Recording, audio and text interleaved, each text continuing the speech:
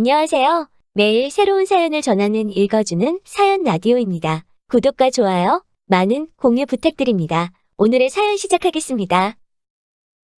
안녕하세요. 저는 34살의 평범한 주부입니다.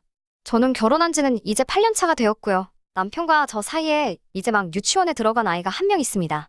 남편은 제법 괜찮은 직장을 다니고 있고, 저도 평범한 회사를 다니고 있었는데, 신랑과 저 두 사람 다 자녀 계획이 있었고, 신랑 외벌이로도 수입이 나쁜 편이 아니라서, 합의하에 저는 결혼과 동시에 회사를 그만두게 되었습니다. 신랑이 결혼 전에 돈을 제법 모아두어서 결혼 자금을 1억 5천 정도 가지고 있었고, 대출금 조금 포함해서 서울에서 신혼살림을 차리게 되었어요. 예단과 혼수 같은 거에서 3천 정도를 생각하고 있었는데 친정엄마가 한마디 보태시더라고요. 15년 전에 막내 이모 시집갈 때도 혼수를 3천이었는데 남자만 너무 불공평한 것 아니냐며 저 시집갈 때 주려고 했다고 제 결혼 자금이라 모아두신 통장을 주시더군요.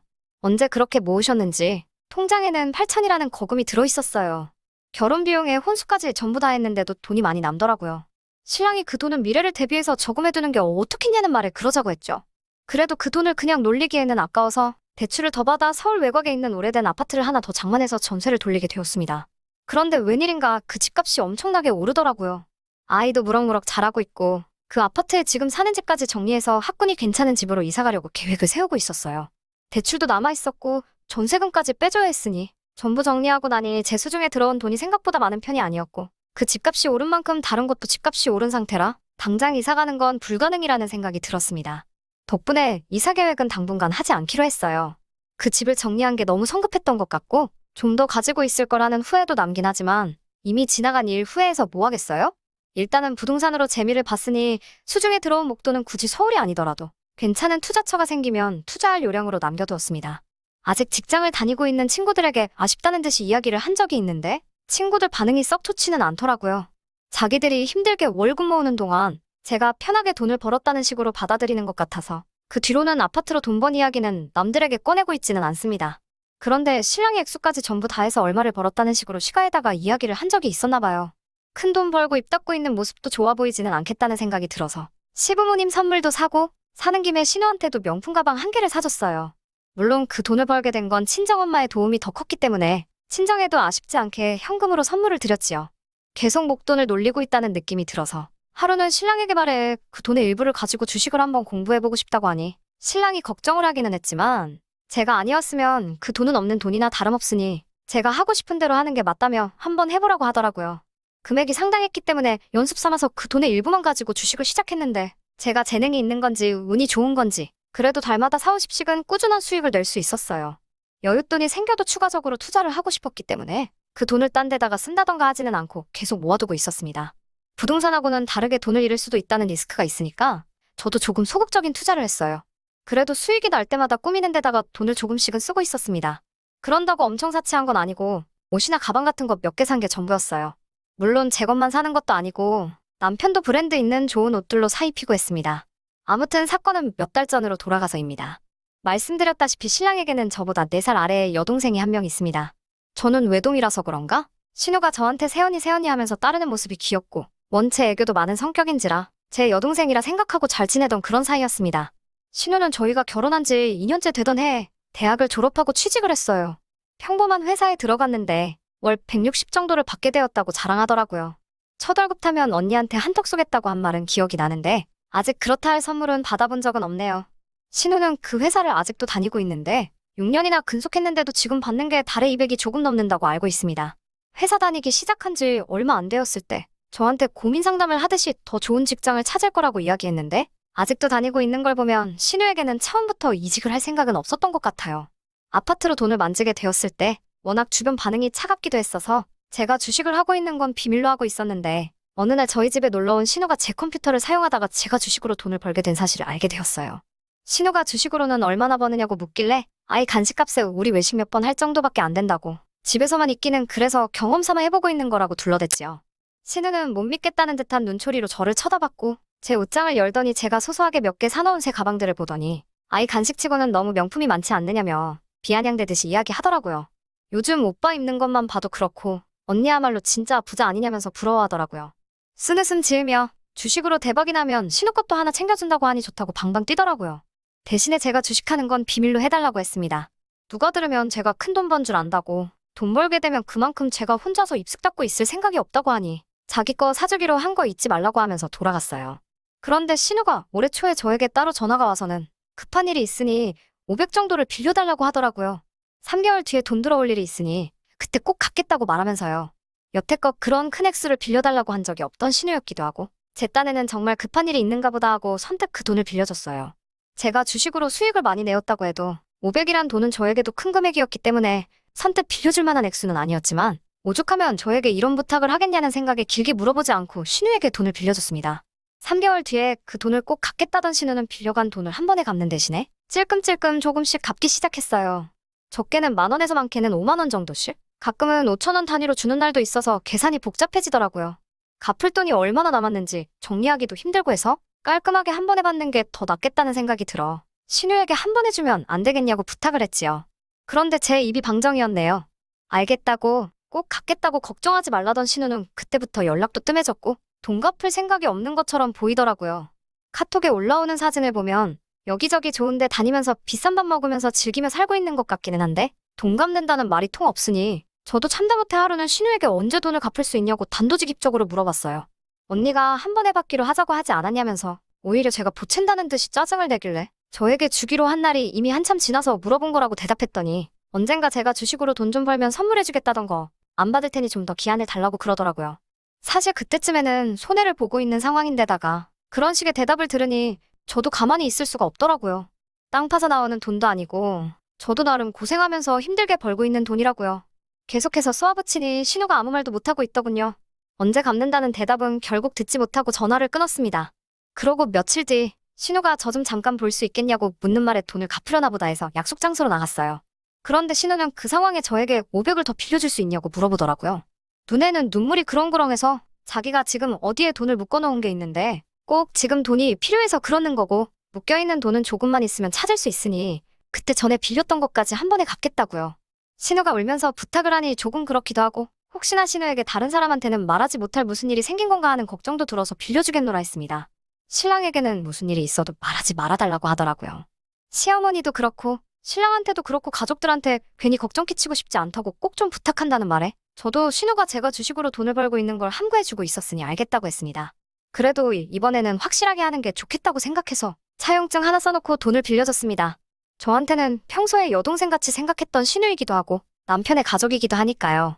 제 돈을 안 갚은 건 얄미웠지만 항상 씩씩하고 애교 많던 신우가 제 앞에서 처음 그렇게 눈물을 보이면서 우는데 외면을 못하겠더라고요. 제가 또 실수를 저질렀다는 걸 깨닫게 된 건 그날로부터 며칠도 지나지 않아서였습니다. 신우가 인터넷에 버젓이 새로 산 거라며 명품 가방을 자랑이라도 하듯이 사진을 찍어서 올려놨더라고요.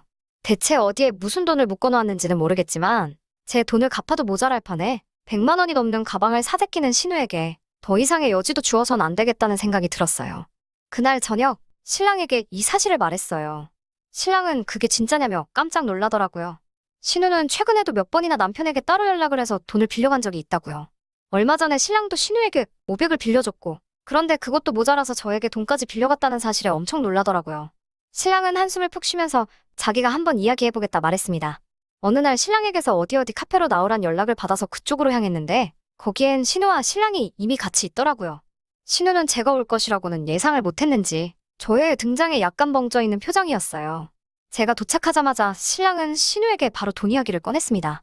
듣자 하니 그날도 신우가 남편에게 용돈을 달라며 불러낸 상황이었고요. 신랑 입에서 저에게 빌려간 돈 이야기가 나오자 신우의 표정이 대번에 바뀌더라고요.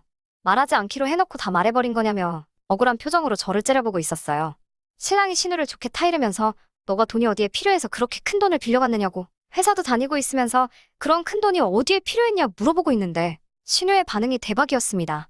신우는 오히려 신랑에게 제가 오빠가 힘들게 벌어온 돈을 함부로 굴리면서 주식을 하면서 명품 가방을 사 모으고 있는 사실을 알고 있느냐고 자기한테 들키니까 비밀로 해달라고 했다며 그 사실을 고저질하듯이 신랑에게 말하더라고요. 제가 주식하는 건 신랑도 알고 있는 사실이고 그렇게 번 돈으로 과소비를 한 적도 없는 걸 알기 때문에 오히려 신우에게 말 바꾸지 말고 묻는 말에 대답이나 하라고 한마디를 했어요. 신우는 입이 대빨라와서 저를 쳐다보고는 언니는 집 팔아 떼돈도 벌고 주식으로도 그렇게 돈을 벌고 있으면서 고작 1,000만 원 가지고 뭐라고 하냐고 따지더군요. 적반하장도 유분수지 싶어 한마디 하려는데 신랑이 저를 멈춰세웠어요. 하지만 신랑의 표정을 보아하니 저보다 더 화가 난 듯 보였습니다. 신랑은 신우에게 그건 너가 알 거 없고 빌려간 돈이 왜 필요했고 언제 갚으려고 하는지 확실히 하라고 말하며 마지막 기회를 준다는 식으로 이야기했어요. 신우는 신랑의 표정이 심상치 않다는 걸 깨달았는지 꼬리를 내리더니 온갖 아양을 떨면서 신랑에게 달라붙어 그냥 하나뿐인 여동생 축의금 준 셈치고 넘어가면 안 되겠냐고 말을 하더라고요. 우리는 신우의 말에 둘 다 뒤통수를 세게 맞은 것처럼 아무 말도 이어갈 수 없었어요. 축의금이라니 너무 뜬금없잖아요? 신우가 결혼할 남자가 있다는 사실도 금시초문이었고 아무리 축의금이라도 그렇지 남편에게 빌려간 돈까지 합치면 1,500이 넘는 돈을 아무리 하나뿐인 여동생이라지만 어떻게 주겠어요. 신우가 설명하는 이야기는 더욱 더 저희가 할 말을 잃게 만들었습니다. 신우의 말을 듣자 하니 신우는 지금 의사 남자친구를 만나고 있었고 집안도 좋은 편이라서 자기가 가난한 티를 내면 결혼을 못할 수도 있으니 그때까지 자기에게 투자하라는 식이었어요. 자기가 있어 보여야만 결혼 이야기도 오갈 거고 그래도 의사집에 들어가려면 혼수 비용이 꽤나 들어갈 테니 결혼하게 되면 그때도 혼수하는데 조금 도와달라는 식으로 말을 해오더군요. 원금은 뽑아먹게 해준다면서 자꾸 이 결혼을 꼭 성공시키려면 저희가 돈을 내야 한다는 식으로 이야기를 몰아가더라고요. 세상에 아무리 집안에 의사를 들인다고 해도 그렇지. 저는 제 돈도 포기 못하겠고 거기에 돈을 더 주는 것도 못하겠더라고요. 그 입장은 신랑도 같았고요. 하지만 그날 신우에게서는 언제 돈 갚겠다는 이야기도 듣지 못한 채 그 자리는 흐지부지 되고 말았죠. 신랑은 자기는 모르겠으니 저보고 알아서 하라고 하더라고요. 그 말이 약간 서운하기는 했지만 그래도 하나뿐인 남편의 가족이고 하나뿐인 여동생이니 충분히 그 심정은 이해가 갔습니다. 하지만 제가 이해하는 건 제 신랑이지 신우가 아니잖아요? 어렵게 수소문해서 신우 모르게 신우와 만나고 있다는 의사 남자친구가 일하는 병원을 찾았어요. 양해를 구하고 신우의 남자친구와 잠깐 카페에서 만나게 되었습니다. 신우의 새언니라 저를 소개하고 단도직입적으로 본론부터 들어갔어요. 어떻게 설명해야 할지 어려워서 그냥 결혼 준비가 잘 돼가시냐는 듯이 물었는데 신우의 남자친구는 대번에 결혼 준비라니 그게 무슨 소리냐는 듯한 반응을 보이더라고요. 상황을 보아하니 남자는 결혼할 생각은 없어 보였어요. 그건 신우의 일방적인 생각이었던 것 같고 의사 남자친구는 연애를 한다고 무조건 결혼을 하는 건 아니지 않느냐 하는 식으로 반응했습니다. 그 말이 오히려 안심이 되더라고요. 저는 신우의 남자친구에게 신우가 혼수 비용이며 뭐며 돈 들어갈고 투성이라고 저한테 빌려간 돈이 1,000만 원이 넘는다는 이야기를 꺼냈어요. 그는 먼저 들었던 말보다 더 놀라면서 그럴 리가 없다며 그때는 신우 편을 들더라고요. 그가 알기론 신우의 집이 좀 사는 편이고 제 신랑이 부동산으로 수입이 엄청 많아서 신우가 몇 번이나 자기한테 결혼하게 되면 온 가족이 돈을 모아서 병원을 차려준다는 말을 한 적은 있다고 하더라고요. 자기는 별로 결혼 생각이 없어서 그러려니 했는데 저에게 빌려간 돈 이야기를 들으니 마치 신우가 그에게 해온 말들이 사실인지 확인하고 싶었던 것처럼 이것저것 신우가 그에게 해주기로 했던 것들 이야기를 전부 해주더군요. 그래서 저는 그의 앞에 신우가 쓴 차용증을 들이밀면서 두 사람이 나눈 이야기는 저는 잘 모르겠고 혹시나 신우와 정말 결혼을 하게 되더라도 저한테 갚을 빚이 있다는 내용을 확실하게 전해줬죠. 그 사람은 한숨을 푹 쉬더니 아무튼 알겠다고 연락을 드리겠다고 말하고 헤어지게 되었습니다. 그날 저녁이 되어서 우리 집에는 한바탕 난리가 났어요. 신우가 시어머니와 동반해서 우리 집으로 쳐들어온 것이죠. 신우는 다짜고짜 저한테 언니가 괜히 입방정 떨어서 파혼하게 생겼다고 난리부르스를 떨더라고요.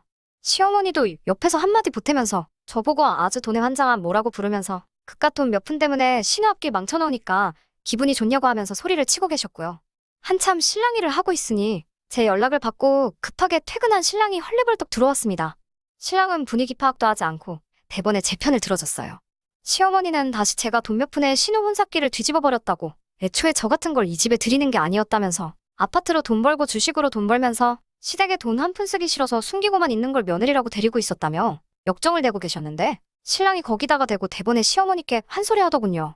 시어머니께는 자기가 생활비도 넉넉히 보내드리고 있는데 제가 버는 돈이 얼마나 된다고 그걸 탐을 내시냐고 한마디 했어요. 그리고 나서는 그동안 자기가 생활비 명목으로 보낸 돈이 얼만데 신우 결혼자금이라고 따로 모아둔 게 하나도 없는 게 말이나 되냐고 한마디를 하더군요. 이어서 신랑은 신우한테도 쓴소리를 했어요. 아무리 박봉인 직장에 다녀도 그렇지 너도 7년 동안 월급 받고 살았는데 그깟 돈 1,000만 원이 없어서 새언니 돈으로 시집갈 생각을 하냐고. 너가 지금 제정신이냐고. 진짜 30살 처먹은 어른이 맞냐고 한마디 쏘아붙였습니다. 네 돈 모으기는 힘들고 우리는 돈 모으기 쉬워서 모았냐고. 앞으로 두 사람 다 자기한테서 생활비던 용돈이던 그 어떤 것도 받을 생각 추호도 하지 말라고 하고 할 이야기 더는 없으니 이제 우리 집에서 그만 나가달라고 크게 소리 한번 지르고 나서는 문을 쾅 닫고 방 안으로 들어가 버렸습니다. 생전 신랑이 화내는 모습을 본 적이 없는 두 사람은 그 자리에 돌처럼 굳어 아무 말도 못하고 가만히 신랑 들어간 문 쪽만 바라보더라고요.